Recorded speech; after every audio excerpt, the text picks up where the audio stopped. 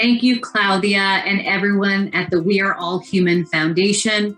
And hello to all of you. My name is Elisa Villanueva Beard. I am the proud CEO of Teach for America, and I am honored to be a co-chair of this summit. My co-chairs and all of you here today and our Hispanic communities across the country everywhere are a deep source of inspiration for me and a deep source of talent and leadership for our country. We are diverse in every way. We are resilient through every challenge, and our potential to change the world is limitless. That is what we do know about our community. And as we all know, we are in a pivotal moment for our country and really the world.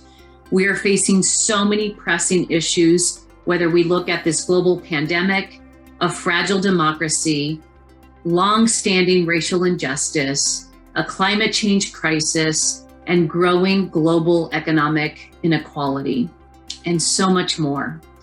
And what we can all agree on is that none of that can be taken on without ensuring that every child has access to an excellent and equitable education in our country. It is foundational to a strong community, society, and country.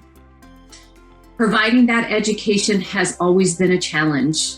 And the pandemic showed everyone who didn't already know that our education system is outmoded and inequitable how much work we have to do.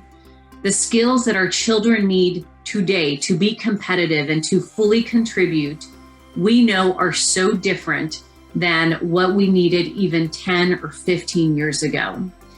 We are living in the information age, and yet our system is stuck in the industrial age. And our education system must exist to serve every single child, no matter their background. According to some estimates, 65% of students that are in grade school right now will be tasked with finding a job that doesn't even exist yet. So we need to ensure that our educators and our children, our young people, are being prepared to be competitive in this kind of environment. Skills like STEM are essential. Digital literacy, computational thinking, computer science. And yet what is true today is that 41% of schools serving low-income communities offer foundational computer science, only 41%. The pace of change deeply impacts our Hispanic communities because a third of our population is under the age of 18. And what is also that our fourth grade reading and math proficiency rates are respectively 12 and 13 points lower than the average fourth graders overall in this country.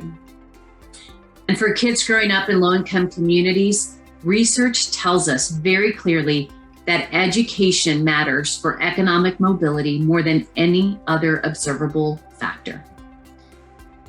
I believe that now is the time for us to reconsider what education is, what workforce development is. Educational approaches to the workforce development have historically been limited to focusing on skills and training for adults. But workforce development actually begins in K-12 learning.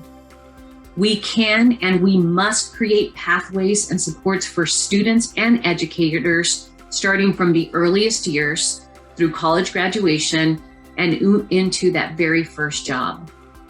And while many of the jobs of the future are uncertain and are unknown, what we do know is that whatever our children go on to do and whatever dreams that they have, schools must be a place where they are teaching our children how to critically think, how to develop their interpersonal skills, where they are developing self-awareness, empathy, and creativity, and where they are learning how to work across all lines of difference.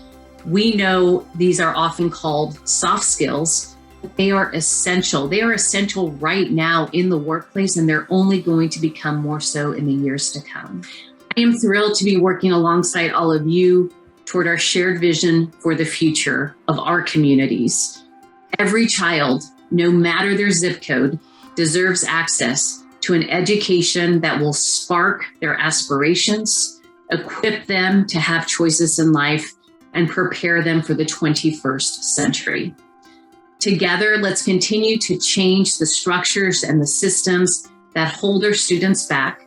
Let's continue to listen to our students and center their experience in the solutions that we pursue. And let's continue to lead with them and with our communities. If we do that, we'll equip our children today with the mindsets and skills they need to change the world.